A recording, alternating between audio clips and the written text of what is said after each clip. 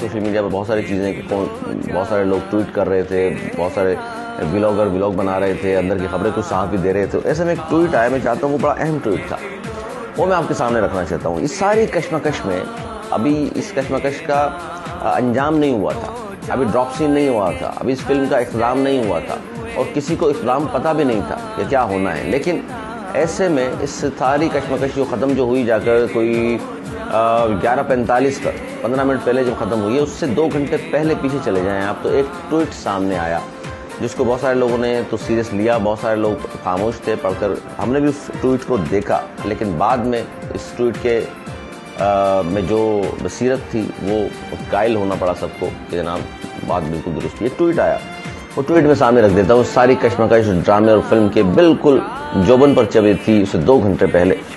وہ ٹویٹ کیا ہے، وہ شخصیت کا نام بھی بتا دیتا ہوں. اس نے ٹویٹ یہ کیا، اس ساری کشمکش سے 2 گھنٹے پہلے ایک مرد درویش ہیں جنہوں نے یہ ٹویٹ کیا، اور ان کی سیاسی بصیرت کی تو ایک دنیا موقع ہے ہی، اور پتہ نہیں شاید ان کے پاس موکلات ہیں کہاں سے، مطلب اس طرح کی چیزیں ذہن میں آ جاتی ہیں.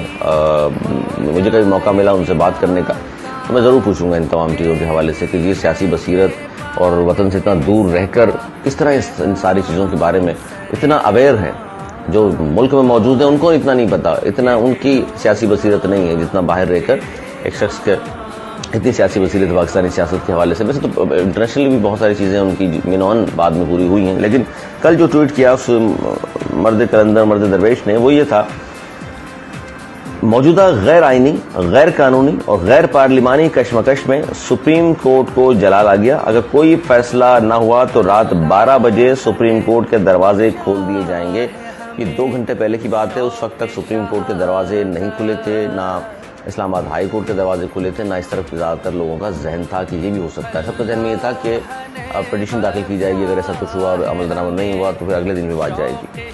سپریم کورٹ کو جلا گیا، اور اگر کوئی فیصلہ نہیں ہوا تو رات 12 بجے سپریم کورٹ کے دروازے کھول دیے جائیں گے. پھر اس کشمکش کے حل کا حتمی اقدام جو بھی کرایا جائے گا وہ لگتا ہے سپریم کورٹ کے ذریعے ہی کرایا جائے گا. بصورت دیگر وزیر اعظم عمران خان کو سرنڈر کرنا پڑے گا، اور یہی ہم نے دیکھا کہ سپریم کورٹ کے بعد میں پھر دروازے بھی کھل گئے، اسلام آباد ہائی کورٹ کے دروازے کھل گئے، اور آخرکار عمران خان صاحب کو سرنڈر کرنا پڑا.